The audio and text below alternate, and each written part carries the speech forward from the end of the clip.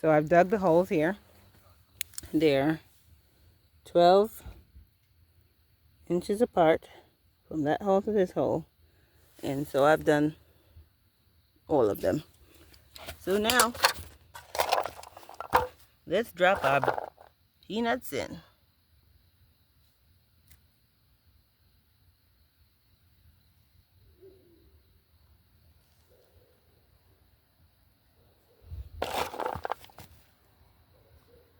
Two peanuts per hole.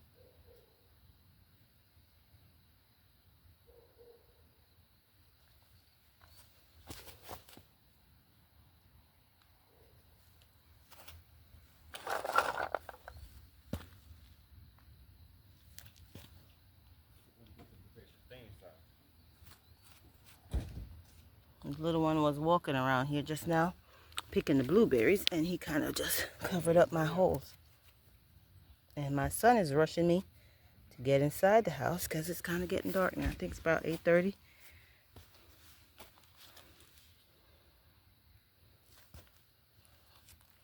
Yeah, ain't it funny how they think they can order you around? 16 now. It's like, oh, I gotta keep you safe, Mom.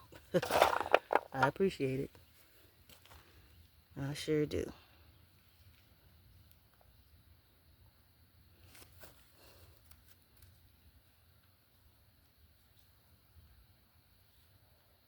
Yep. So, see all them holes?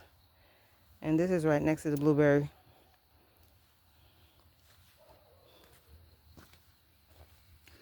I'll cover the top with the soil so they be easily break through and the clay soil won't compact on top of them.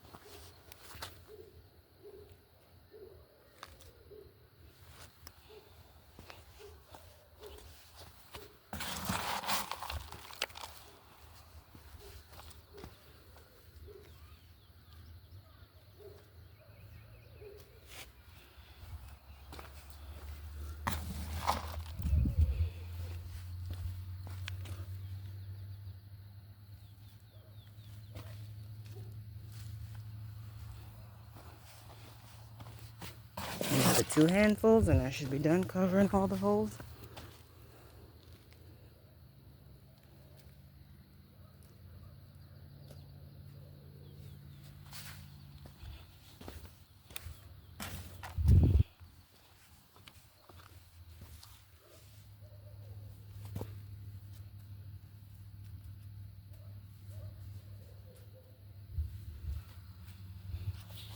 So let me step back so you can see what it looked like. Yeah. I'm gonna get the hose and we're gonna water that in.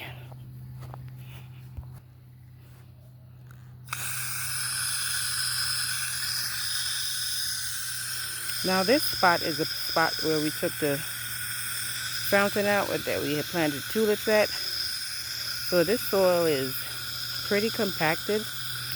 I don't know how well these peanuts out here are gonna do, but I'm gonna plant the peanuts in several spots and see how well they do.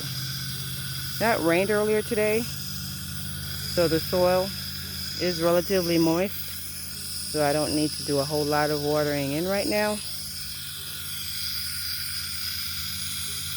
But for the future days, go around the other side. For the future days, we'll have to water quite a bit, particularly because it's compacted. So we want to keep the soil out here moist, and the soil is bare, as you can see. Nothing covering it, no mulch, no anything. So it's most likely going to dry out very easily, very quickly. So I'm going to make sure I keep on top of this, keeping it moist to ensure germination and to make sure hopefully they can grow into the soil. I may have to put some mulch, but I think I'm going to try to use straw, a hay bale. You know, get a hay bale and use that hay. All right, so they've been watering.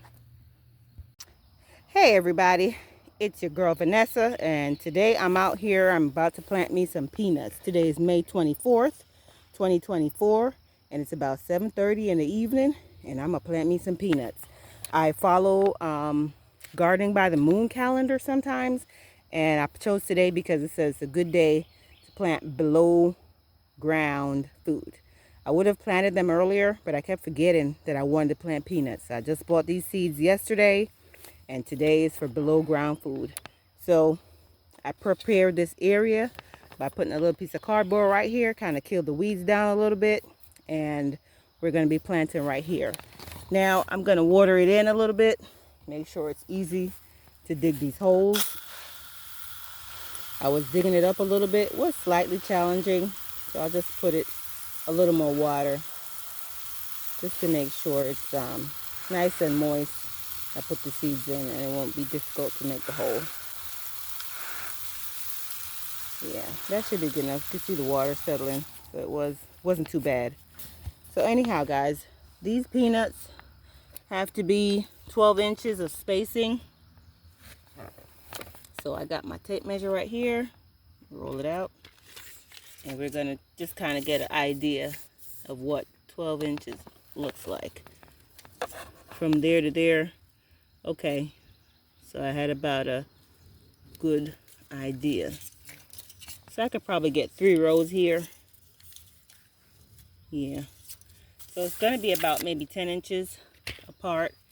So let's do it. All right, this hole's already still there. The hole doesn't need to be deep. This one's still there. Need to make this one.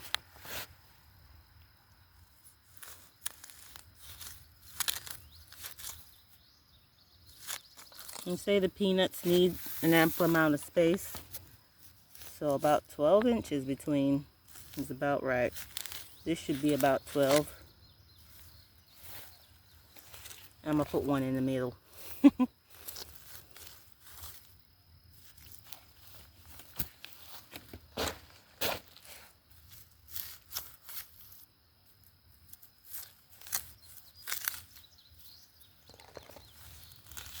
I have my little cutlass here, just twirling it around to make the hole. I use this cutlass to clear the weeds. Wipe off some of that mud.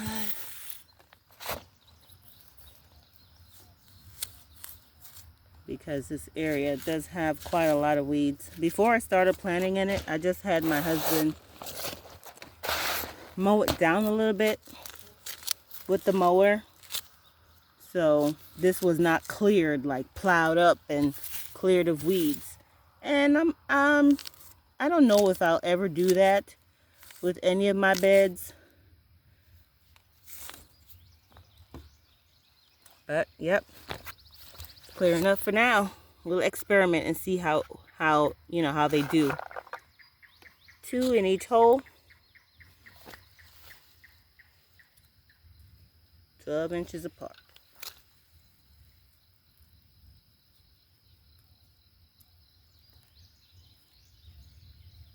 And when I close these holes, guys, I'm going to actually use the soil, the potting soil that I had my trees in. The extra potting soil is still in the pots, because one thing I have observed planting in this clay soil, and I noticed it when I had planted my corn.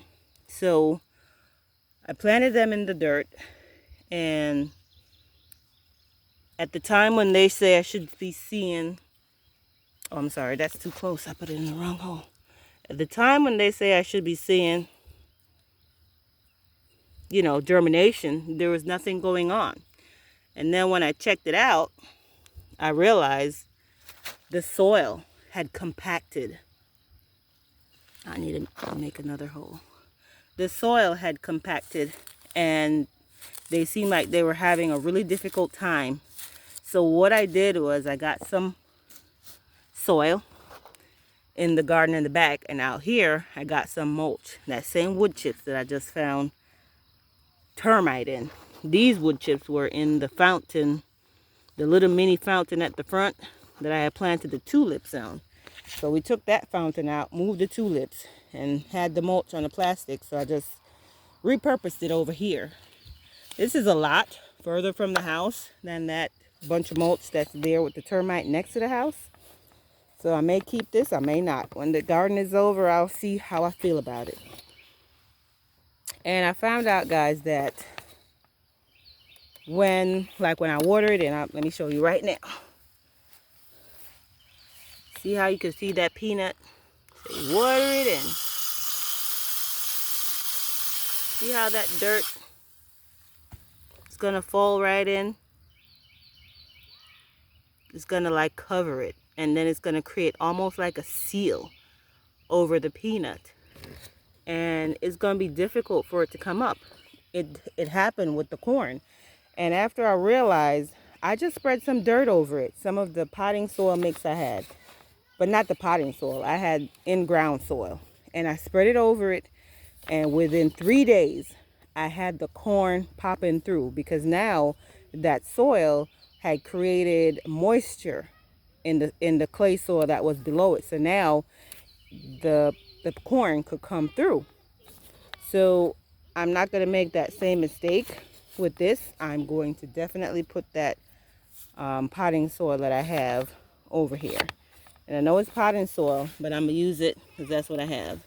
I don't have any mulch, and I don't have any more in-ground soil. So I'm going to get the potting soil.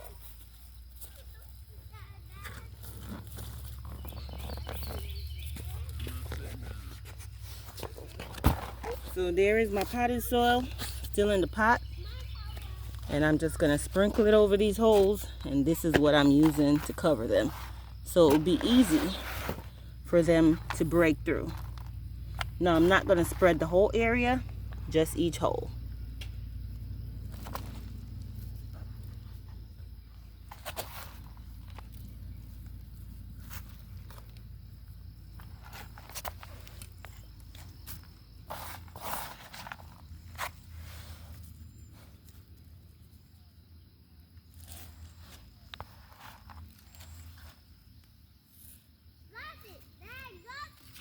I'm going to wait till that one dries out so you can see what it looks like.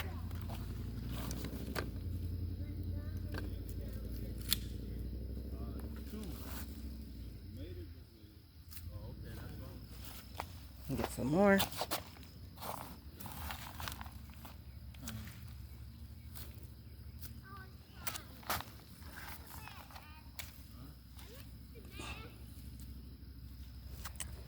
Alright, so now we can see the holes more obviously. Okay, so I missed the one in the middle there because the water's there. I'm going to just cover it. But guys, you get the idea. When this clay soil comes over it, kind of seals because the clay soil is so fine. When it dries, it just seals it up.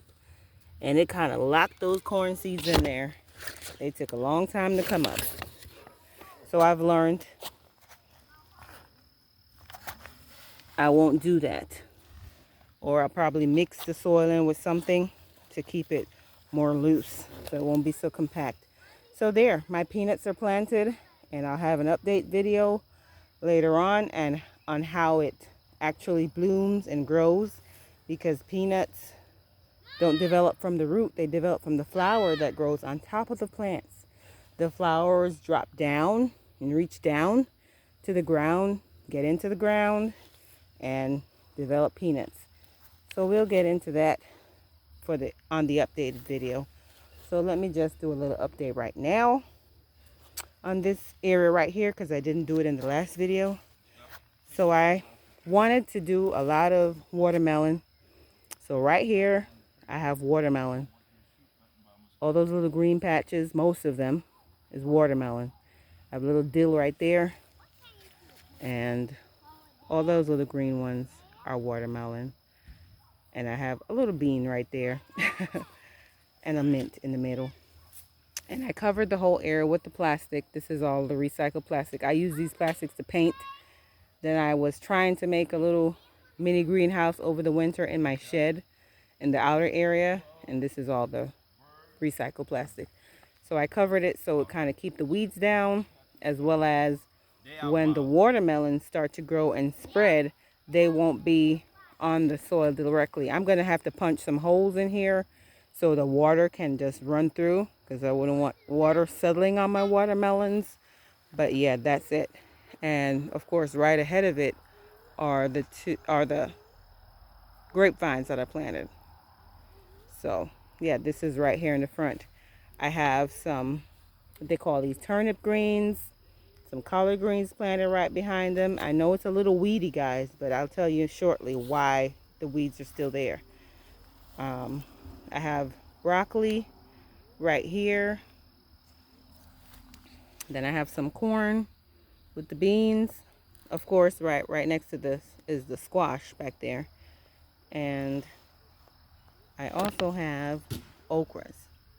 These are okras. These are some transplants, and they were really struggling.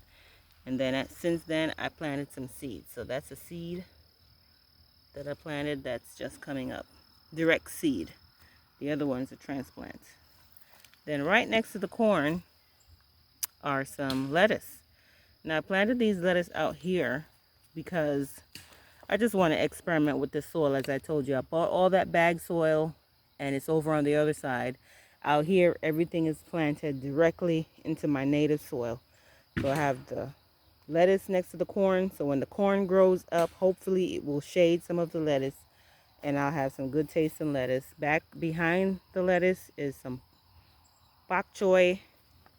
And one thing to bear in mind, guys, plant enough so that when you harvest, you have enough to harvest for a meal if you have a family of more than one. If you have a family of 2, 3, 4, plant enough so that when you harvest, you have enough to make a meal for yourselves. I found that out really quick because I only had this. And you know, when you cook vegetables, they shrink. So imagine I harvest all of this. That's not going to be enough for 4 people. No. So I went and I got me some more. So that's what's right here. And right next to it, I got some more lettuce because this wasn't enough. So I got some more. I bought some transplants. And then I put some peppers in. There's a super teeny tiny pepper right here. See this right here? Yes. That's a pepper. These are all banana peppers. That one that I planted from seed, that super tiny one. And these are transplants that I bought. I think this is a zinnia who planted that out here. Hopefully we'll get some flowers soon. I planted them late. So this is some kale and a couple of tomatoes. These tomatoes are really struggling. I think I wasn't watering enough. They weren't doing well. This tomato right here was covered in aphids. And I just turned the hose on it. Watered. Full blast. A high pressure setting. And it washed all them aphids off. And I've since, removed most of the leaves. And now it's growing back. And it looks a lot better than it did before. This one just seems to be stunted. Not much growth there. But all of these kale, I just put them in last week. And these were transplants. Somebody had them. They were dying pretty much. And I said, you know what? Let me take them and see if they'll do well. Now, this tomato wasn't doing well at all. And I just cut the whole top off. And now it's sprouting leaves lower down. And they look much healthier. So I look forward to that. So this is what the front yard plot is looking like. So guys, to address why there's so much weed in the garden. This mulch and cardboard came after because I wasn't going to do anything out here. I said I'm just going to put them in, see what they do. But I decided to put the mulch there to try to keep the weeds down with a little cardboard. So, everything here is planted in the ground, not like what I did before, planting the stuff on top of the cardboard in the beds over there. This is all planted in the ground, and afterwards I came in with small strips of cardboard, laid it out in between everything, and put the mulch on top. And I haven't taken out the weeds, particularly because when you hear all the information about how we have a lot of erosion, and when you plant your food in the garden, oh, you should put mulch. You should put mulch to try to keep the soil from losing all the moisture and the water. And also, you don't want your soil to get compacted. You don't want your soil to get compacted. You hear that so much. So I was thinking, well, if you weed out all the roots, if you pull out all the roots that are in the soil, doesn't that lead to compaction? Because now there isn't anything keeping the soil, separated. There's nothing tunneling in there. There's nothing to feed the organisms that live in the soil and so on. So I said, well, maybe I shouldn't weed it out the way they traditionally do. So I left it in there. And so you're seeing all these weeds. So when they come up in between, like get kind of outrageous, like this one right here, you see it's super tall, I just come in and just pop that out. But I'm not going to be doing that bare soil thing, because then I'm going to be trying to put mulch back in here. I think this is somewhat controlled. I'll just cut the grass down. Right over there though, I don't know if that's a weed or chamomile. Let me get closer. You guys can tell me in the comments what this is. Is it a weed or is this chamomile? I don't know. I'll look it up after too, but you guys can tell me. Look at that. Yeah, is this a weed or is this chamomile? I love the flowers, so I decided to leave these. These are pretty tall and overgrown. You see that? Kind of tall there. But I left them in there because they're pretty. And I'm guessing it can help attract pollinators. I don't necessarily need any pollinators out here because corn don't need it. I don't know if the broccoli need it. I know the bok choy and the lettuce definitely don't need it, but I like to see the flowers. So guys, back to the watermelon and this patch here. I had laid out this big piece of cardboard like I did in the back, the other watermelon, and planted the watermelon on top of the cardboard, and I had to come back in and dig through the cardboard and replant the watermelon. So I believe they're going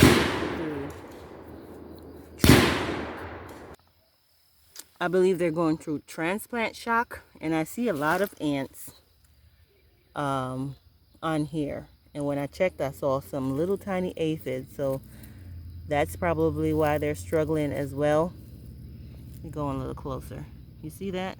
Yeah, some little tiny aphids. So let's just crush those and kill them. So I'm going to have to come here with the sprayer and blow them all away. And hopefully they'll start doing better. And I need to start doing better with my watering. Watermelons love water. Love water. Not soggy soil, but they need consistent watering to really do well. This one is starting to take off a little, so I hope it does. And these are actually the Charleston Gray, and then I came and I put in some other one. What's the other one? Jubilee. So I hope they really do well. My family really loves watermelon. Who doesn't? Like, this thing just snapped. Yeah. So I know my garden looks crazy. It's definitely unconventional, but it's what I have right now, and I'm working with it. They say the hardest thing to do when you want to do something is start, and I have started. So I'm sure I will learn, and I will grow from this experience, So I thank the Lord for providing me with the opportunity, all the resources we find here on YouTube. I'm so happy. I'm thankful. Shout out to Containing My Garden, Diana's Homestead, Lead Farmer, all of those people who are doing the thing. I am inspired, I'm encouraged, and I'm trying to do my thing too. So I'll update you guys as I go along. And I welcome comments and I welcome advice, because nobody's an island and nobody's perfect. We're all here trying to learn and grow. So thanks, guys. Thank you for watching. Bye.